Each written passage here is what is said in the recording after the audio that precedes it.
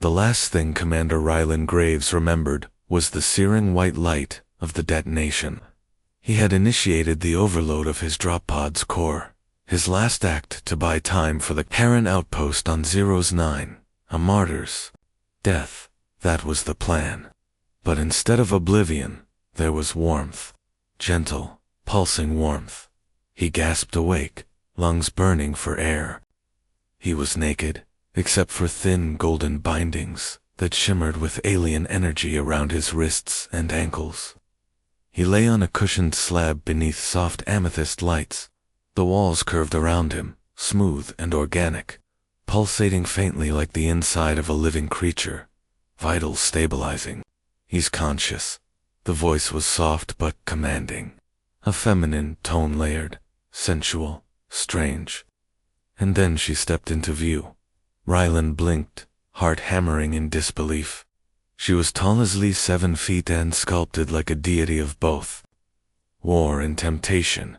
Her lavender skin glowed faintly. Silver tattoos swirled down her thighs and up her exposed stomach, disappearing under a sheer gossamer robe that did nothing to hide her curves. Her eyes, silver and glowing, studied him like prey, or perhaps like a rare, delicate prize. I am Queen Virea of the Obari Dominion. You were found at the edge of our borders dying. You're no longer dying, Commander Graves. He struggled to sit up, the restraints humming softly as he moved. Why didn't you let me die? She approached, placing a cool hand on his chest. Because you fascinate me. The Queen turned to a crystalline console and tapped it. A holographic readout floated above him, his body, scanned, catalogued, and studied like an ancient artifact. Your physiology defies logic. Your will to live, even more so. You sacrificed yourself for others. My people do not understand that. I intend to. This is a war, Rylan said through clenched teeth.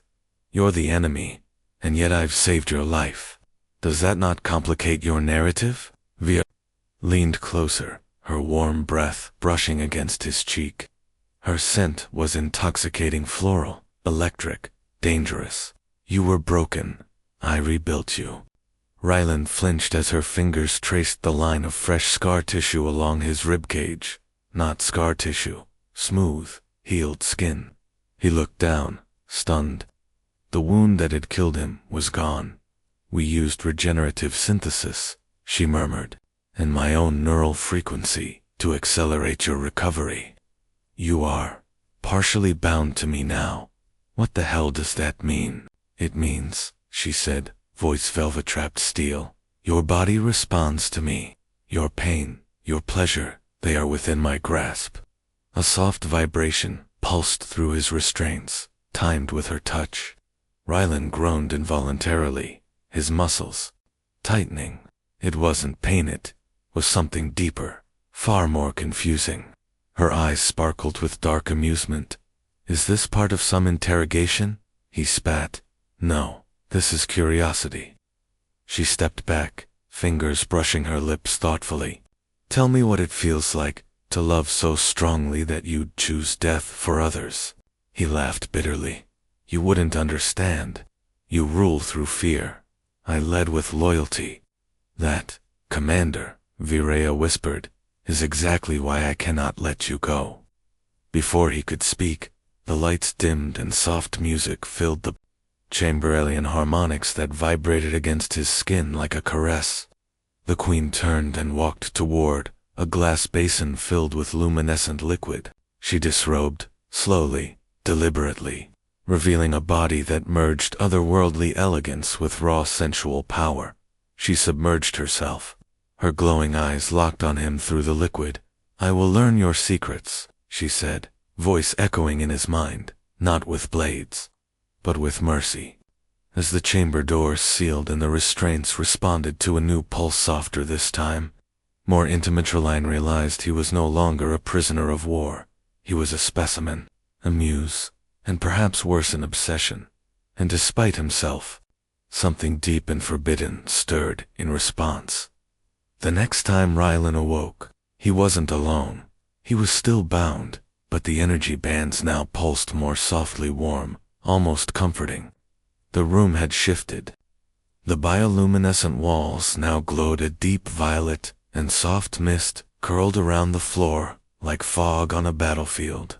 There were no guards, no armor, no weapons.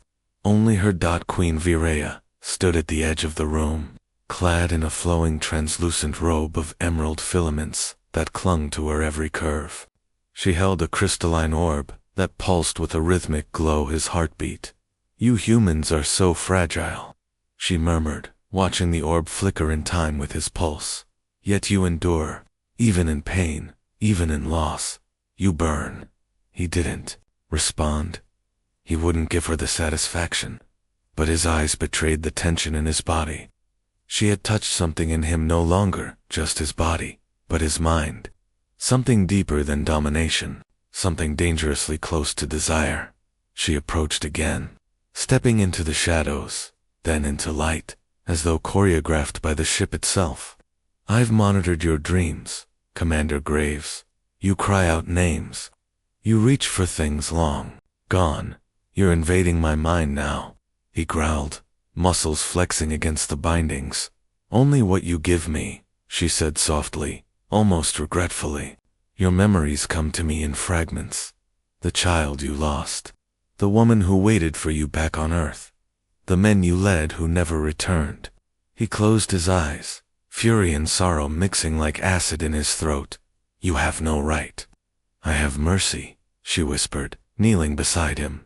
"You think this is captivity? But I am giving you something your people never could." She leaned in, pressing the orb gently to his chest. A jolt passed through him, electric, sensual, raw. His breathing hitched. Viraya didn't smile. She only watched, studying every tremor of his body like a scholar unraveling a mystery. "I've learned much from your physiology," she murmured. "Your nerves, your pleasure centers, your adrenal responses. Human intimacy is ... primitive, yet potent." She placed her hand above his heart. "Would it comfort you if I took your pain away?" "No," he rasped. "I need it. It's mine." That made her pause. Her expression changed, not pity, but something like awe. "You wear your suffering like a badge. Is that what it means to be human? To let pain define love?" He opened his eyes, locking his gaze with hers. "Sometimes pain is the only thing that reminds us we loved it all." She inhaled, her chest rising. "Then teach me." Before he could react, her lips brushed his. It wasn't violent or aggressive. It was reverent. She was exploring, not conquering. Ryland's body stiffened, but his mind, traitorously, did not resist. The kiss deepened, and his restraints responded, retracting slightly, to allow his arms to move just enough to feel her waist, her breath, her alien warmth. In that moment, the lines blurred. Was she studying him, or surrendering to him? "I've never merged like this with another," Viraya whispered against his lips. "Not even among my own kind. You are ... chaotic, unrefined, and you make me forget my crown." He searched her face for deception, but found none. Only hunger, longing, confusion wrapped in velvet power. This wasn't a seduction, it was a power reversal. Romance, in real time, an alien queen, unraveling at the touch of a sacrificed hero. "You want me as a symbol," he murmured, "something exotic to tame." "No," she said. "I want you, because I cannot control you." Their breath mingled. Her hand moved lower. Ryland's body responded against his will, but not against his heart. That part, too, was betraying him now. His pulse surged. Her pupils dilated. The orb glowed hot, and just before the connection could deepen into something neither of them could undo, she pulled back. "This is only the beginning," she whispered. The lights dimmed. The orb floated away, and Ryland was left trembling, ensnared, not by bindings, but by her mercy. The days, or what passed 4 days in this place, blurred into something unreal. Ryland no longer knew how long he had been aboard the Obari vessel. Time stretched and contracted with the queen's presence. When she was gone, silence ruled. When she entered, everything inside him seemed to wake. The restraints were gone now. He could walk freely within his chamber, which had grown to mimic comfort. Warm stone-like floors, a cascading waterfall of glowing mist, and a sleeping platform shaped to his body's memories. But it was still a cage, and she was still watching. One evening, if it could be called that, she came to him with no guards, no entourage, no armor of royalty. Just a silken robe draped across her luminous shoulders, and a strange vulnerability in her eyes. "I've given you freedom, Rylan, and still, you do not run." "Because there's nowhere to run," he said flatly. She smiled, but it didn't reach her eyes. "That's not the reason." He didn't answer. Virea moved toward him, slow and deliberate, like she was approaching a beast that could lash out or melt in her arms. "Do you know what I've never done before?" she asked. "Torture a Terran soldier with luxury." She laughed unexpected, soft. "No, I've never nursed someone back to life. I've conquered, healed, yes, but only to maintain power. You're the first I healed for myself." There it was, again, that strange tone in her voice, almost pleading. "Why?" he asked. "Why me?" She stood directly before him now, looking up into his eyes. "Because you were willing to die, and I've spent my life surrounded by those too afraid to live." Her fingers reached out, gently tracing the place where his wound once was. A spark shot through him. He didn't move. "I've studied everything about human intimacy," she whispered. "The chemical bonds, the emotional anchors, the surrender. But there's one thing I still don't understand." She leaned closer, breath warm on his jaw. "Why does mercy arouse such resistance?" "Because mercy is control," he said, tightly, "and control breeds submission." "And yet," she said, sliding her hand down his bare chest, "you haven't submitted." "Not really. You let me touch your body, but your heart remains locked. I'm not a project." "No," she whispered, "you're an addiction." She kissed him again, softer this time, like she was begging rather than demanding. Rylan didn't resist. He couldn't. Her touch had shifted. It wasn't about power anymore. It was about understanding. She drew him toward a pool that shimmered in the corner of the room. Its surface pulsed with biolight and subtle pheromonal steam. Rylan hesitated. "It won't harm you," she said, stepping in. The liquid wrapped around her hips like melted starlight. "It's a healing bath, mixed with neural resonance. Gel. Our minds will brush. No commands, no force. Just sensation. Mutual. Equal." He looked at her, really looked. The alien queen who once stood above him like a goddess now waded waist deep in a pool, offering not dominion but connection. Slowly, he stepped in. The liquid cradled him, strange but gentle. When their bodies touched, the effect was instant, like lightning that didn't burn but illuminated every nerve ending with electric intimacy. He gasped. She shivered. Their minds collided, not violently, but like waves finding the same rhythm. Flashes of memory, not his own. Her lonely ascension to power, the sterile cold of her throne, the ache of being revered but never held. And she saw him, to dot the battlefield. The blood, the moment he detonated his pod, not for glory but to save the boy soldier who looked up to him like a brother. Virea moaned, not from pain but from revelation. "You ache for something you never had," she whispered against his lips. "So do you." Their foreheads pressed together, breath heavy, arms entwined. The pool vibrated around them, sinking to their shared pulse. This was no longer science. This was a bond, primal, intergalactic, irreversible, a sacrificed hero, reborn in the mercy of an alien queen. And for the first time, neither of them wanted to let go.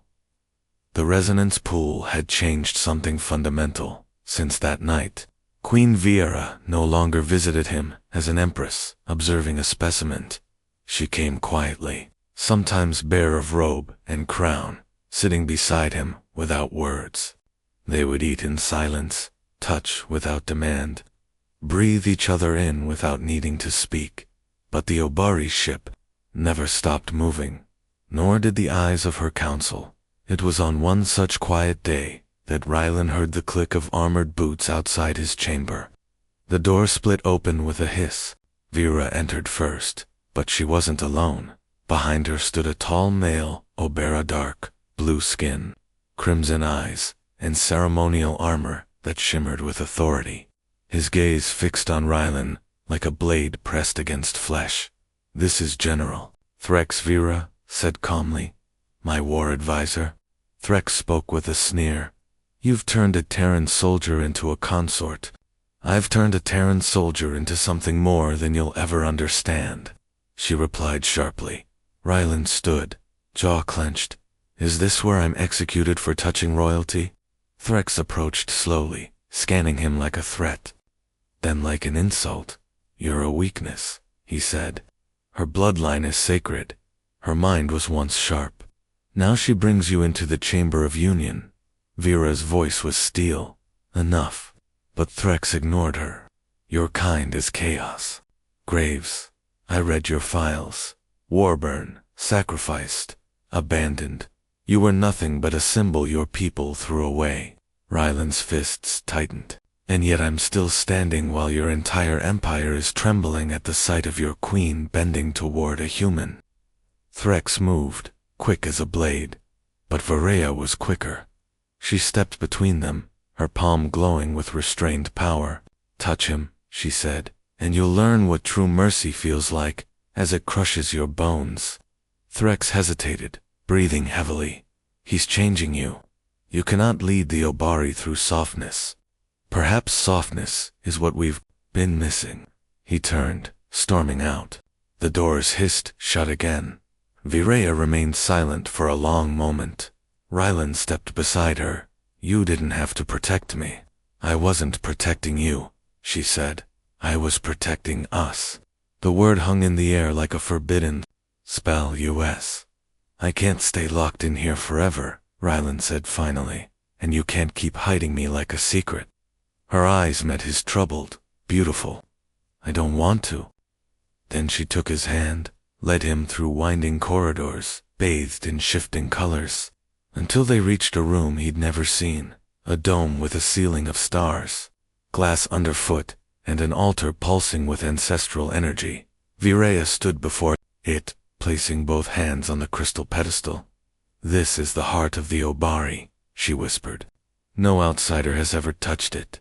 And you're bringing me here?" he asked. "I'm binding myself to you." He recoiled. "You're serious?" "It's not a marriage," she said with a soft smile. "It's a neural declaration. My people will feel it, and they'll know." "Know what?" "That their queen chose not a prince, but a human hero who defied death and still had more to give." She stepped closer. "This is not just HFY Sci-Fi Erotica anymore, right? This is a human-alien romance written across the stars." He looked into her eyes and saw everything: her longing, her power, her rebellion against centuries of cold tradition. Then he placed his hand over hers on the pedestal. The crystal pulsed. Their neural signatures merged. A shockwave of golden light burst outward, flashing through the ship, through the Empire, and through both of them. Pleasure, peace, unity, an intergalactic love story carved into the code of their very DNA. When it ended, they were on the ground, breathing hard, foreheads touching. "You're insane," Rylan whispered, smiling. "So are you," she breathed, pressing her lips against his again. They weren't just entangled now. They were enthroned in each other's defiance. But far beyond the stars of the dome, a rebellion stirred, and love, no matter how powerful, would soon be tested by fire. The union ceremony was not without consequence. Within hours, the neural declaration sent shockwaves through the Obari Dominion. High houses demanded answers. Colonies loyal to the old blood stirred with unrest. And at the edge of the royal fleet, an armada of dissident warships blinked into existence, led by none other than General Threx. Rylan stood at the viewport of the royal chamber, now dressed in ceremonial armor reforged from his Terran metals, and Obari Eloisa, symbol of their fused bloodlines.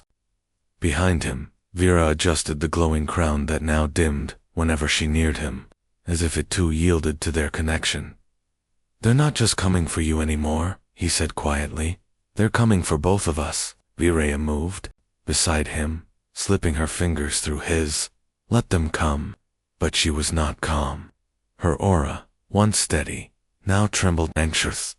The intergalactic love story they had forged in secret was now ablaze across star channels. A scandal, a revolution. "They think you've bewitched me," she murmured. "And you haven't bewitched me," he said with a dry smile. Her laugh was soft, but it carried weight. "You were supposed to die in that explosion, Rylan Graves. A sacrificed hero, gone with the wind. And now you're my defiance made flesh." Alarms wailed across the ship. Red glyphs burned in the air. Threx's fleet was preparing to strike. The queen turned to her lover, her consort, her obsession. "Will you fight beside me, not as a prisoner, but as my equal?" Ryland's eyes met Hearst storm against starlight. "I'll fight as what I am now, yours." She kissed him fierce, final, free. Then the war began. Obari's ships ignited space, in violet flame, dancing in elegant formations. Threx's forces were brutal, ancient, hungry for tradition. But Virea and Rylan fought like one body with two hearts. Her voice commanded from the bridge, amplified by psychic resonance. His tactics, brutal and Terran-born, cut through enemy lines with unexpected fury. Their neural bond turned instinct into strategy. When she moved, he anticipated. When he bled, she shuddered, and in the chaos, Threx's warship breached their shield. He came for them personally, blade drawn, voice echoing. "You've poisoned our bloodline with your weakness, Virea." But she did not yield. Rylan intercepted Threx in the heart of the throne chamber, their blades clashing like history versus hope. Threx was stronger, older, trained in Obari martial law, but Rylan was fueled by something far more dangerous. He was human, and he was in love. When Threx struck a near-fatal blow, Virea screamed not in fear, but in fury. Her aura ignited, golden and violet, and with a single scream, she unleashed a wave of energy that knocked Threx into the throne. Rylan rose, bleeding, gasping. "You said mercy could crush bones." "I did," she whispered, stepping beside him. Together, they placed their hands on Threx's chest, channeling their resonance through him.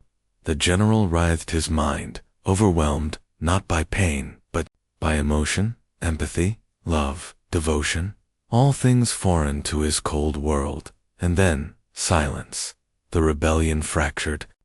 The fleet pulled back. The queen and her humans stood victorious not through domination, but revelation. Days later, the empire rewrote its edicts. No longer was the queen bound by purity of blood. No longer was humanity seen as lesser, and no longer did the phrase power reversal romance belong only to secret texts. It was now law. In her royal chambers, Rylan lay beside her, tracing the swirling patterns on her back. "So, what now?" Virea smiled. "Now, we teach both our worlds that mercy isn't weakness."